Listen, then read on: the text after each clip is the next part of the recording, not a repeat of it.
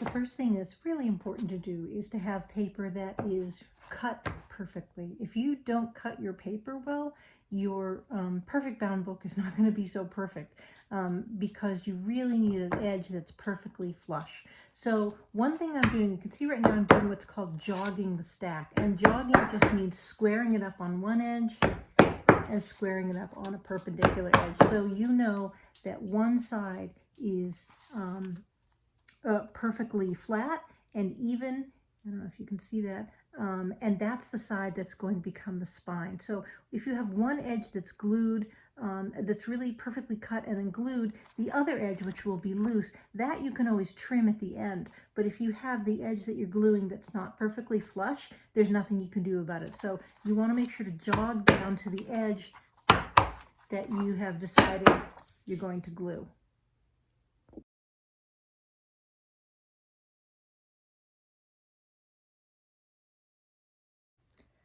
I love these binder clips for binding. They're super cheap. You should get a bunch of them. You can never have too many. And they are kind of like a set of another set of hands for you. So you'll notice here that when I jogged this book block and I got it exactly where I wanted it, I kind of froze it in place with one of these binder clips. The next thing I have is I've got these pieces of book board. And they're it doesn't matter how wide they are. What I really want them to be is at least as long as your book block.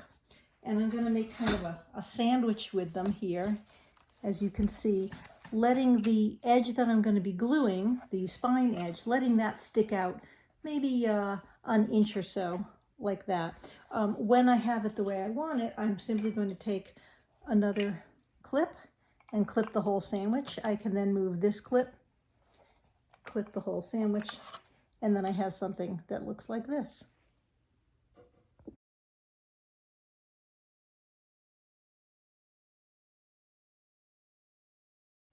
So now we have what I'm calling the sandwich. You can see that there's a book board on both sides of this and that it's clipped, and I have my nice squared up edge here. The next thing I'm going to do is take my knife and I'm going to score it. So the idea is that I'm going to be going diagonally one way and then angling my knife and going diagonally the other way. And what's that going to do? Well, it's going to make a section of a whole series of kind of very narrow slices through the whole thing, and those will act as little channels for the glue to hold on. So you could just apply glue to this, but these little the little roughing up I'm going to do is really really another layer of security. So being careful not to cut yourself, you're just going to slice this way all the way across your book block.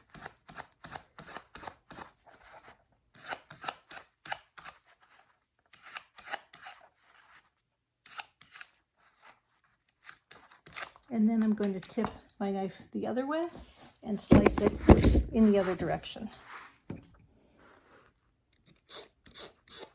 So I'm making crisscross slices.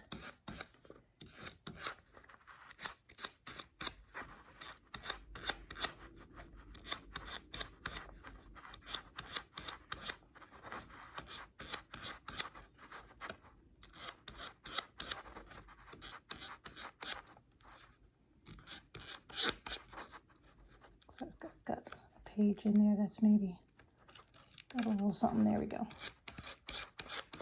Okay, so that's the next thing you do.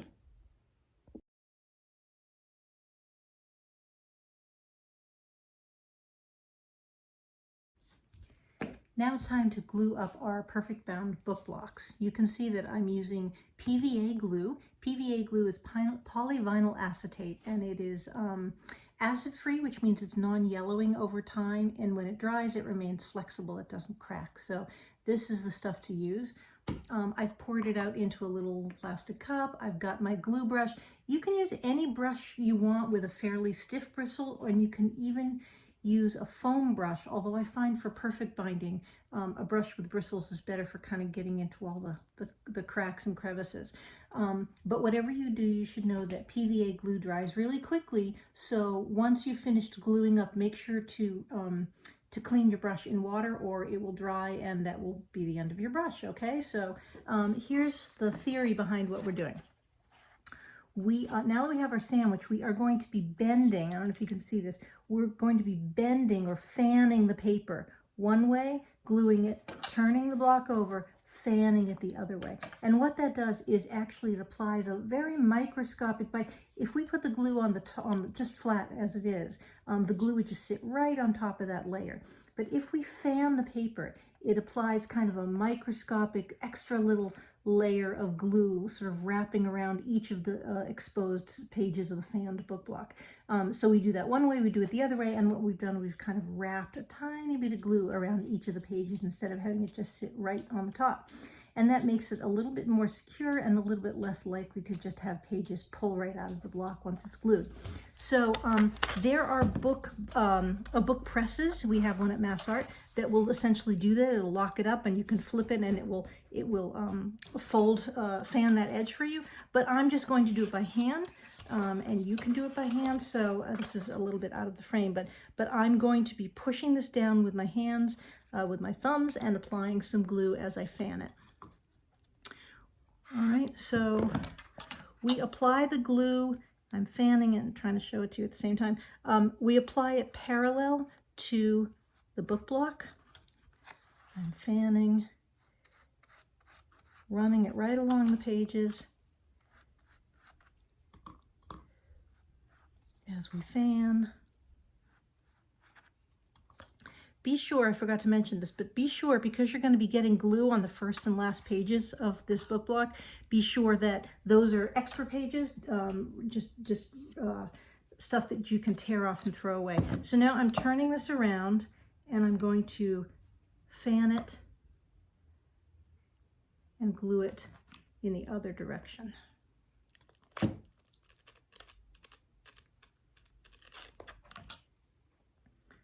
Fanning by pushing the stack down, gluing it. It doesn't have to be a tremendously thick layer of glue. I don't know if you can see that, but it's not tremendously thick because we're going to be putting down some subsequent layers. So another thing I love about these binder clips is that they naturally kind of hold the book block off the table, so you can just rest it down like that and let it dry.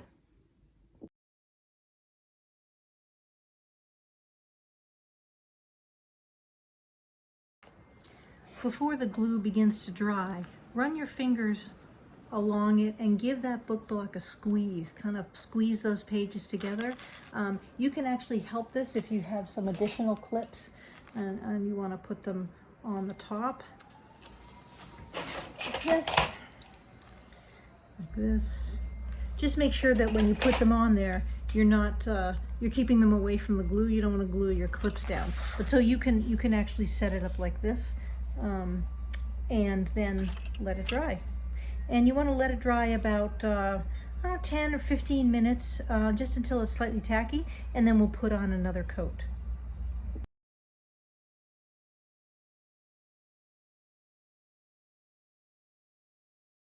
Okay, so it's been setting up for a little while. I'm going to take my brush and give it another coat. Now, you do not fan this anymore. The only time you fan the pages is at the very beginning, because now they're glued, and if you would fan them, you would kind of crack them back open again. So at this point, you're just going to be applying thin coats right on the top, edge to edge, go right off the back, and again, let it dry 10-15 minutes between coats.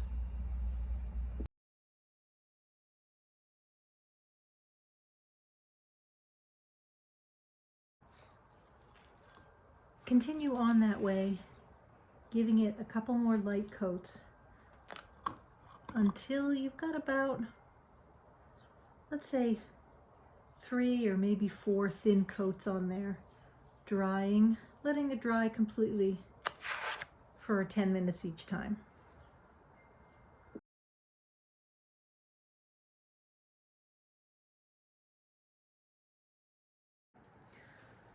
What I'm going to use to reinforce the spine of my book is something called Super. You might hear it called Crash or Mull, and it is a stiffened cheesecloth.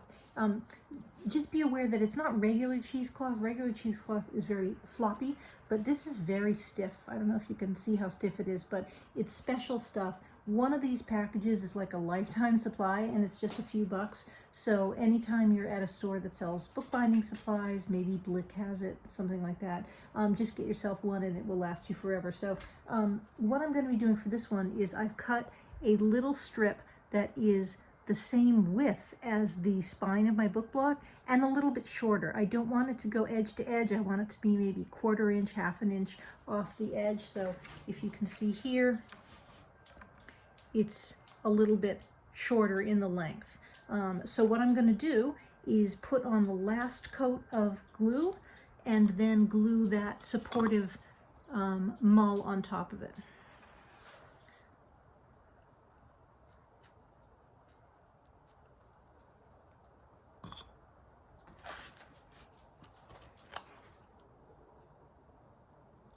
Just laying it down on there, poking it down with my fingers. Like I said, it's going to help to reinforce the spine. And then you have the mull right on there. You're going to let it dry.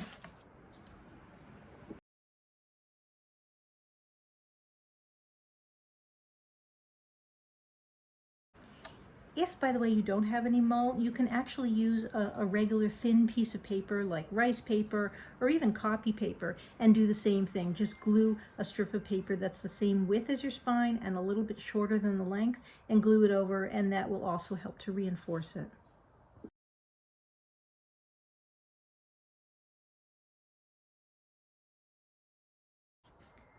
When your book block is nice and dry, you can now remove the waste sheets that were on the top and the bottom because they'll probably have glue along the edges. So to do that, you just take the sheet and be very brave and 1, 2, 3, tear. Flip it over, take the sheet, 1, 2, 3, tear, all in one movement, and then you have a nice clean book block, and you can wrap that up and put it away because we're going to work on the cover.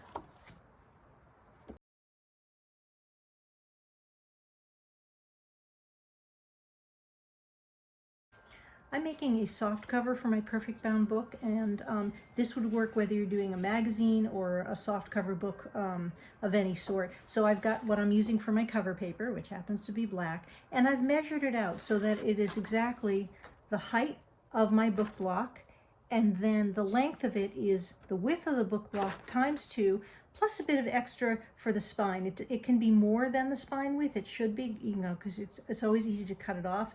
And obviously, if it's not wide enough, you can't make it wider. So better to have a little bit of extra. So the next thing I would do is I would take my book block and I would carefully measure the spine. The width of the spine in this case is, let's see, 3/8 of an inch. Let me just double check that along several points. Yes, it's 3/8 of an inch. So 3/8 of an inch, I'm going to show you how to center a 3/8 of an inch or any spine on a piece of paper. It's a little magic trick. So you go off the top. Instead of trying to figure out mathematically, oh, where's the center, then 3/8 of an inch around it, you just go to the top and measure your width. In my case, it's 3/8. I'm going to put a little dot up here at 3/8. I'm going to turn the paper around and I'm going to measure 3/8 and mark it on the other side of the paper as well. 3/8. Then all you need to do is take one edge of the paper and fold it up until the end gets to the 3/8 that you just marked.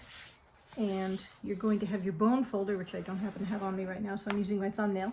Then you're going to open it, turn it around, take the other side, fold that up to the 3/8 marks, being careful to hold it down.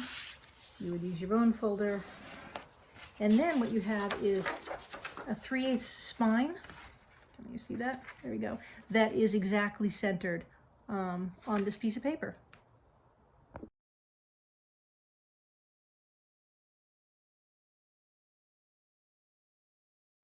Now you do what we call checking for fit. So I have just inserted my book block into my cover and just check to make sure that it all fits perfectly, which it does. It's the right width, it's the right length, it's all set to get glued in.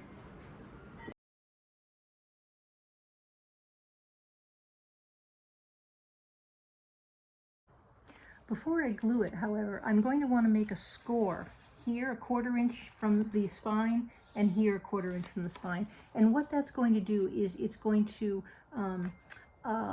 make for a nice folding over the cover, and also we're going to have a little bit of glue in there too, so that I'm not just gluing the back of the, the spine itself into the folded back, but I'm actually going to have a little bit of glue in that scored area as well, and that will help to keep this book block in this book cover nicely.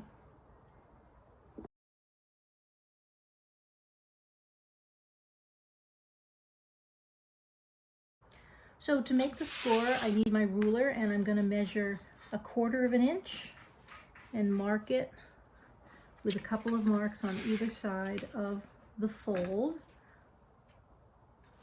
I'm going to take my bone folder, now I have to have my bone folder, and I'm going to, using the pointy end, make sure I've got the right place, I'm going to score a nice score there. I don't know if you can see it. There's the score mark there, and I'm going to go and measure and do the same on the other side. Measuring 1/4 inch, put a little dot with my pencil, 1/4 inch of a fold.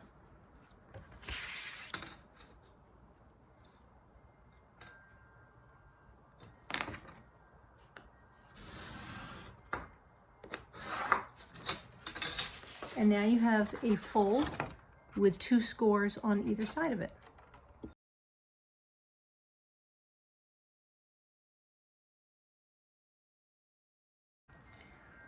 Okay, the first thing I want you to see is I've put down a piece of waste paper. This is just plain newsprint, and I go through a lot of this with bookbinding because it's going to protect my cutting board from any glue. The other thing you're going to want to have is some sheets of paper to kind of mask off before applying glue. And I happen to have a couple sheets that are perfect for that because they were the waste sheets I tore off, and the glue is now dry, so I'm going to use those again. And I'm going to line them up to where that score was. I have the book cover with the inside facing up, the side that's going to get glue on it, and I'm going to line up my waste sheet to the score, and I'm going to apply a little bit of glue going right off the edge. You can see I'm gluing in the direction of the spine. I'm not trying to go back and forth because that will make more of a mess. And I'm going right into the spine. Then I'm going to put that away. I'm going to put my other waste sheet there right up to the score line, and apply some more glue like that. Okay, there we go. Now I'm going to take those and move them. Oops, I think I need to go a little further out there. I missed my score mark. There we go. Okay, that's good. Now I'm going to take my away, and I'm going to put my book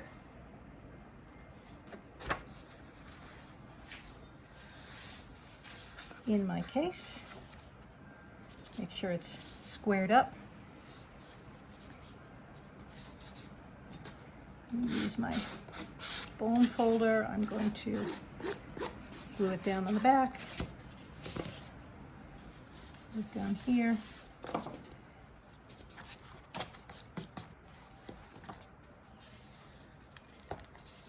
So now it's all in there, and because I have my score,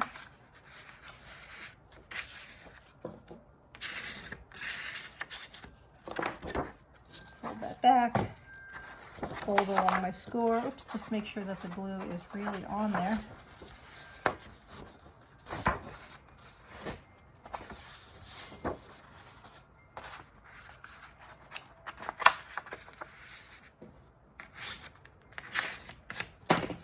Fold that back. You can put a couple clips on it right up to the score. I'm going to get another clip here.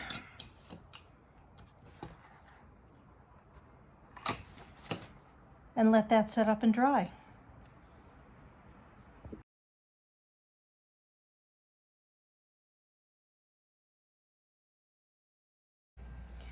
When your book is all dry, and really now you should leave it for several hours, then if you want to do a 4-edge trim, trim off the, let me get that, trim off the front edge or the top and the bottom edges, you can do that easily with a guillotine. At Mass Art we have one guillotine on the 9th floor, and you would see Luann for that, and we have another guillotine on the 3rd floor, and the guillotine is by far the best way to get a nice even cut on both sides and the foredge of your book. Obviously you don't cut the spine edge, but every other edge is fair game to get a nice perfect edge.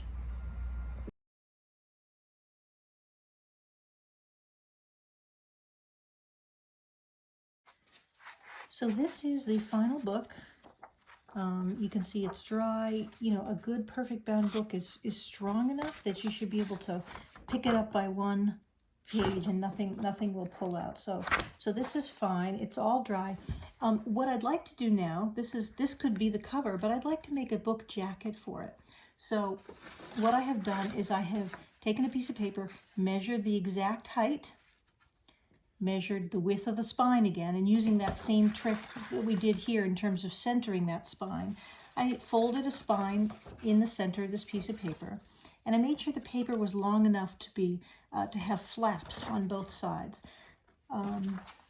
Generally speaking, you want the flaps to be about between 1/3 and 1/2 the width of your book, and that's because if you have little tiny flaps for a book jacket, they're just going to constantly be flipping up. So you want that long enough. And then I have used my bone folder, and I fit this in, wrap it like that. Again, using my bone folder to score it. And then you have a book jacket that wraps around the cover. Then you've got your pages. The book jacket wraps around the back cover as well.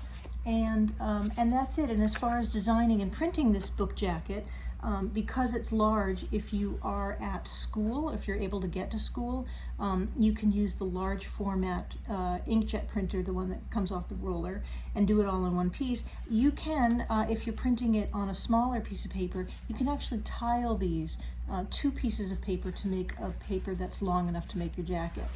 Just make sure that when you have a tiled seam, that it does not fall on anywhere on the fold of the spine, because then it's going to sort of want to pull open and crack open. I like to put my seam, sort of hide it a little bit, not exactly halfway through, but a little bit past the spine on the back cover, and that way it's kind of not so obvious. Okay, so that's how you do the jacket for your book.